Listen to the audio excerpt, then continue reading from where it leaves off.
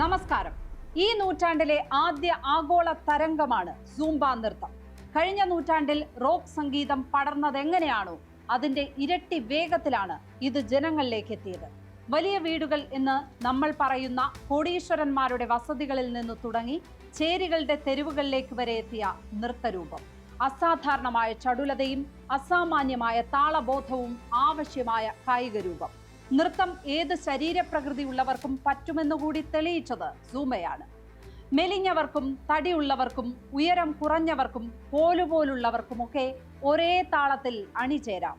അല്ലെങ്കിൽ എല്ലാ മനുഷ്യരിലും ഒരു നർത്തകനുണ്ടെന്ന് പഠിപ്പിച്ചത് സൂംബയാണ്. സംഗീതമല്ല ശരിക്കും സൂംബയുടെ അടിസ്ഥാനം. അങ്ങനെ തോന്നുമെങ്കിലും പ്രവർത്തിക്കുന്നത് മനസ്സാണ്.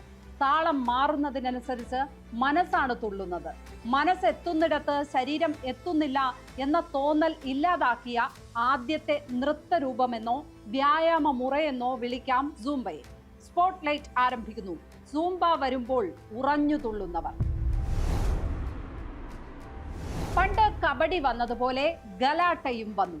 ആ ഗലാട്ടയെ ഗുസ്തി എന്ന നമ്മുടെ സ്വന്തം കായിക രൂപമാക്കി നമ്മൾ വികസിപ്പിച്ചു. കളരിയെ തലയിറക്കാനുള്ള അടവുകളിൽ നിന്ന് ശരീര വഴക്കത്തിനുള്ള വ്യായാമ മുറയാക്കി മാറ്റി. കരാട്ടയും കുംഫുവും ഓരോ സ്കൂളുകളിലും എത്തി. പെൺകുട്ടികളെ സ്വരക്ഷാ പാഠങ്ങൾ പഠിപ്പിച്ചു, നീന്തൽ പഠിപ്പിച്ചു. ഇപ്പോൾ സൂംബ വരുമ്പോൾ തുള്ളി തുളുമ്പേണ്ടത് യുവതയാണ്. അതിനിടെ വരുന്ന എതിർപ്പുകളോ? വീട്ടിൽ ടെലിവിഷൻ ഇല്ലാത്ത നിരവധി കുടുംബങ്ങളുണ്ട് കേരളത്തിൽ. അത് വാങ്ങാൻ പണമില്ലാത്തത് കൊണ്ടല്ല, വിശ്വാസ പ്രശ്നത്തിന്റെ പേരിൽ വാങ്ങുന്നില്ല എന്നേയുള്ളൂ. എല്ലാ വീട്ടിലും ടെലിവിഷൻ വേണം എന്ന് അതുകൊണ്ട് സർക്കാരിന് ഉത്തരവിടാൻ കഴിയില്ല. മക്കളെ ഫുട്ബോൾ കളിക്കാൻ വിടാത്തവരുമുണ്ട്. അത് ഫുട്ബോളും ബൂട്ടും വാങ്ങാൻ പണമില്ലാത്തത് കൊണ്ടല്ല. ആ കുട്ടികൾ പഠിക്കുന്ന സ്കൂളിലെ കൂട്ടുകാർ ഫുട്ബോൾ കളിക്കുന്നുണ്ട്. ഒരു തരത്തിലുള്ള കളികളും കുട്ടികൾക്ക് വേണ്ട എന്ന് തീരുമാനിച്ചതിന്റെ ഫലമാണ്. അതിന്റെ പേരിൽ പക്ഷേ സ്കൂളുകളിൽ ഫുട്ബോൾ പഠിപ്പിക്കരുത് എന്ന് ആരെങ്കിലും പറയാറുണ്ടോ? സ്കൂളുകളിൽ ടെലിവിഷനുകളിലും പ്രൊജക്ടറുകളിലും പാഠങ്ങൾ അവതരിപ്പിക്കരുത് എന്നും ആരും പറയാറില്ല. അതുപോലെ തന്നെയാണ് സൂംബ. സ്കൂളുകളിൽ അത് എല്ലാവർക്കുമായി പഠിപ്പിക്കും. എല്ലാവരുടെയും ശാരീരിക മികവിനായി സ്കൂൾ നൽകുന്ന പാഠമാണത്. ജനാധിപത്യത്തിലും മതേതരത്വത്തിലും സോഷ്യലിസത്തിലും വിശ്വാസമില്ലാത്തവരുണ്ടാകും. പക്ഷേ ഇന്ത്യയുടെ കൊടിയുടെ നിറം കാവിയാണെന്നോ പച്ചയാണെന്നോ ചുവപ്പാണെന്നോ നിങ്ങളുടെ വിശ്വാസത്തിനനുസരിച്ച് പഠിപ്പിക്കാനാവില്ല. ത്രിവർണമാണെന്ന സത്യമാണ് പഠിപ്പിക്കുന്നത്. ധാർമ്മികതയ്ക്ക് നിരക്കുന്നതല്ലെന്ന് സമസ്ത യുവജന വിഭാഗം. പാരമ്പര്യത്തെ ക്ഷതമേൽപ്പിക്കുന്നുവെന്നാണ് വിമർശനം. SYS ഒറ്റയ്ക്കല്ല, MSFും പിന്തുണയ്ക്കുന്നു. SYSും MSFും പറഞ്ഞു എന്നാൽ സമസ്തയും മുസ്ലിം ലീഗും കൂടി സംസാരിക്കുന്നതിന് തുല്യമാണ്. ലോകമെങ്ങും ഒരേ ഭാവുകത്വത്തോടെ ഏറ്റെടുത്ത ശാരീരിക വ്യായാമോപാധിയാണ് സൂംബ. അത് വേണ്ട എന്നാണ് ഈ സംഘടനകൾ പറയുന്നത്. അത് പറഞ്ഞതുകൊണ്ട് മാത്രം അവരെ പിന്തിരിപ്പന്മാരാക്കുന്നതിൽ അർത്ഥമില്ല. സൂംബ അവർ വിശ്വാസത്തിന് വിരുദ്ധമായി കരുതുന്നു. അത് വിശ്വസിക്കാനുള്ള അവകാശം ആ സംഘടനകൾക്കുണ്ട് താനും. അതോടൊപ്പം തന്നെ സൂംബ നൃത്ത വ്യായാമം എങ്ങനെയാണ് അവരുടെ വിശ്വാസത്തിന് വിരുദ്ധമാകുന്നത് എന്ന ചോദ്യമുണ്ട്. അങ്ങനെയെങ്കിൽ സ്കൂളുകളിൽ രാവിലെ ചെയ്തിരുന്ന വ്യായാമ മുറകളെയും തിരസ്കരിക്കുകയായിരുന്നു പതിവ്. Hands up, hands down, left turn, right turn എന്നിങ്ങനെ നിർദ്ദേശത്തിനനുസരിച്ച് ചലിച്ചിരുന്ന രീതിയുണ്ട്. അത് ഇക്കാലമെല്ലാം എല്ലാ സ്കൂളുകളിലും ഉണ്ടായിരുന്നതല്ലേ?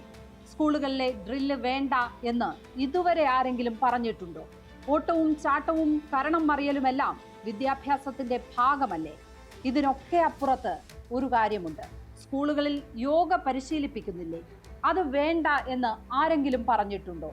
അത് പരിശീലിപ്പിക്കുമ്പോൾ വേണ്ട ആളുകൾ ചെയ്യുന്നു, വേണ്ടാത്തവർ ഉപേക്ഷിക്കുന്നു. അങ്ങനെയൊരു സ്വാതന്ത്ര്യം ഭരണഘടന നൽകുന്നുണ്ട്. വിശ്വാസത്തിൽ സുപ്രീം കോടതിയുടെ ഏറ്റവും കാതലുള്ള നിരീക്ഷണം വന്നത് കേരളത്തിൽ നിന്നുള്ള ഒരു കേസിലാണ്. കോട്ടയം കിടങ്ങൂർ സ്കൂളിൽ ദേശീയ ഗാനം പാടുമ്പോൾ വിശ്വാസത്തിന്റെ ഭാഗമായി ചൊല്ലാൻ 3 വിദ്യാർത്ഥികൾ തയ്യാറായില്ല. 3 പേരും സഹോദരങ്ങളാണ്. യഹോവ സാക്ഷികളിൽ വിശ്വസിക്കുന്നവരാണ് ദേശീയ ഗാനം ചൊല്ലാതെ വിട്ടുനിന്നത്. അവരെ സ്കൂളിൽ നിന്ന് പുറത്താക്കി.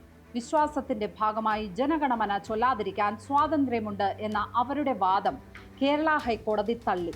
പക്ഷേ സുപ്രീം കോടതി തീർത്തും ഭിന്നമായ വിധിയാണ് പുറപ്പെടുവിച്ചത്.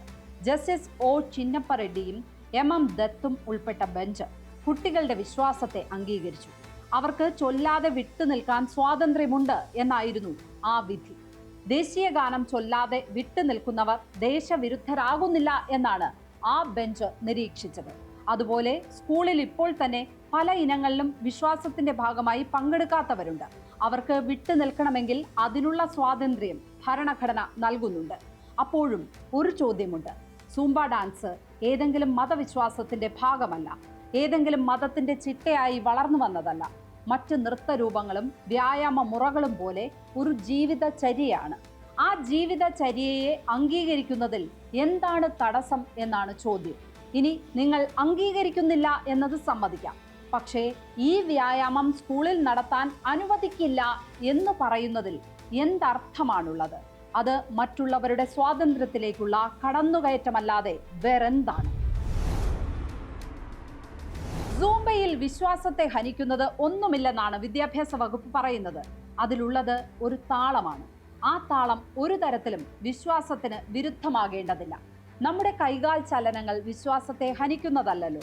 സൂംബയ്ക്ക് പ്രത്യേക വേഷമില്ല, ഏത് വേഷത്തിലും നിന്ന് ചെയ്യാവുന്നതാണ്. വീടുകളിൽ പരിശീലിക്കുന്നവർ ബർമുഡയോ കാൽഷരായോ ടീഷർട്ടോ ഒക്കെ സൗകര്യം പോലെ ധരിക്കും. ജിമ്മിൽ പോകുന്ന വേഷത്തിൽ സൂംബ കേന്ദ്രത്തിലെത്തുന്നവരുണ്ട്.